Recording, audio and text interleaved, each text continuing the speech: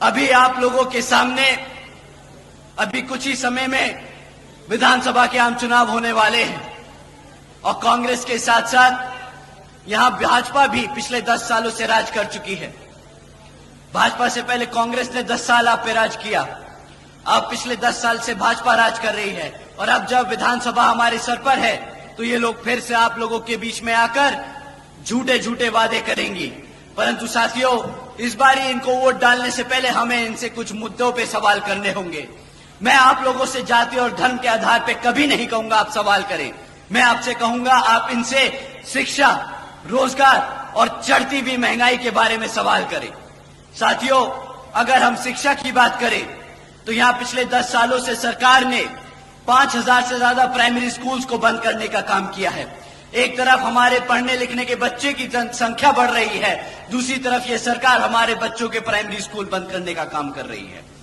एक तरफ साथियों 2000 से ज्यादा सीनियर सेकेंडरी स्कूल है हरियाणा में, जिसमें से 1000 से ज्यादा स्कूलों में प्रिंसिपल तक की पोस्ट पे प्रिंसिपल्स नहीं है। अब साथियों ये बताइए कि पिछले 2027 से हमारे SC, ST, OBC समाज के छात्रों को स्कॉलरशिप का पैसा मिला कि नहीं मिला? यहाँ पे जितने भी कॉलेज के बच्चे बैठे हैं, बताइए आपको स्कॉलरशिप का पैसा मिला कि नहीं मिला? भाई साहब, इतना कम मना करोगे ना तो सत्ता तो दूर की बात है, स्कॉलरशिप भी नहीं मिलेगी। तो अपनी जो दर्द और दुख है उसके लिए आवाज उठाइए और बताइए कि मिला कि नहीं मिला। साथियों, जिस तरह आपको स्कॉलरशिप का पैसा नहीं मिला, इसी तरह इस बारी कांग्रेस की और भाजपा को वोट नहीं मिलेगा। आप लोगों का वोट हाथी और चश्मे पे पड़ेगा।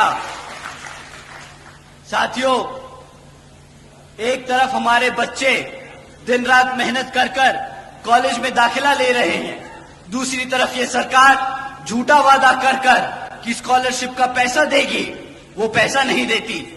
हमारे बच्चे अनपढ़ रह जाते हैं। जब हमारा बच्चा पढ़ेगा लिखेगा नहीं तो आप बताइए क्या वो गुलामी करेगा कि नहीं? हम गुलाम ही बन के रह जाएंगे ना।